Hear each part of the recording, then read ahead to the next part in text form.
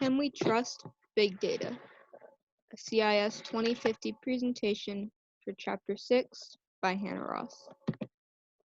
Some salient points of this case is that big data is providing benefits in streaming, travel, law enforcement, sports, education, science, and healthcare.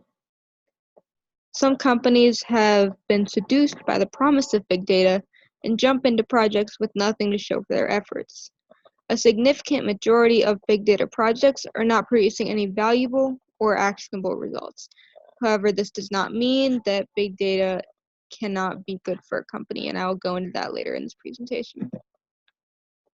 Some current IT events related to big data is that big data has been combined with artificial intelligence to further productivity. This has been seen with companies like Google, where they can use AI and machine learning. It has recently been brought into pharmaceutical companies and the NFL as a way of tracking data and plays. To answer the case questions asked at the end of this case study, the first one was, what businesses benefits did the companies and services described in this case achieve by analyzing and using big data? Spotify's use of big data has created the ultimate listening experience for users. They did this by being able to tell users what they were listening to a year ago, or compile certain genres that they were listening to and suggest things they might like. Google's algorithm allows mass data collection on any topic. This example is given with the flu. And Boston's Street Bump app allows the area to detect potholes without spending money on sending out workers to find each one. The second question asked to identify 2 decisions that the organization described in this case that were improved by using big data and 2 decisions that were not improved by using big data. Now, Starbucks and Boston Street Bump were improved by using big data.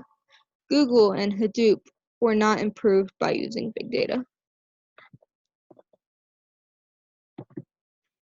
The third question asked to limit and describe the limitations of using big data.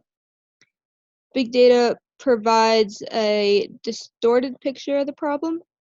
For instance, and I'll talk about this later, but when Google looks for information on the flu, they got twice the amount of cases that the CDC had verified. So it gives the picture just a little off. It poses challenges to information security and privacy.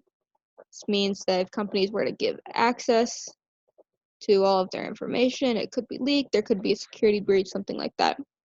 There's also business knowledge that is needed behind using big data. This has been the downfall of a few companies. They went in just using the big data analysis and they had no business knowledge behind it to actually do something with the data once they got it. The fourth question was, should all organizations try to analyze big data? Why or why not? What people, organization, and technology issues should be addressed before a company decides to work with big data? Not all organizations have a need to use big data. For example, a local small business does not have the large amount of data that a company like Google does to use big data.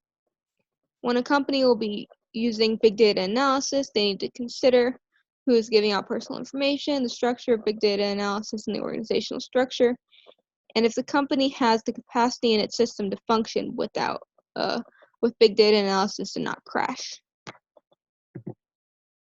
Some applicable course concepts that were described in this case and could be related back were that the case relates to the course concept of establishing an information policy and ensuring data quality. Basically, establishing an information policy is making the rules on how the data is to be organized and maintained, and who is allowed to view the data or change it. Ensuring data quality refers to taking additional steps to ensure that the data in organizational databases are accurate and remain reliable. This goes back to making sure that the data received is valid and correct. Some case updates. The Computer Business Review put out an article that is reporting the vulnerability found within the structure of Hadoop. If you remember, this is one of the companies that had a bit of a downfall when using big data analysis. Many more cities have begun to adopt the app that Boston is using to recognize potholes. and expanding it to find fallen trees and other damage as well. This was one of the big data analyses that boosted the company and its success.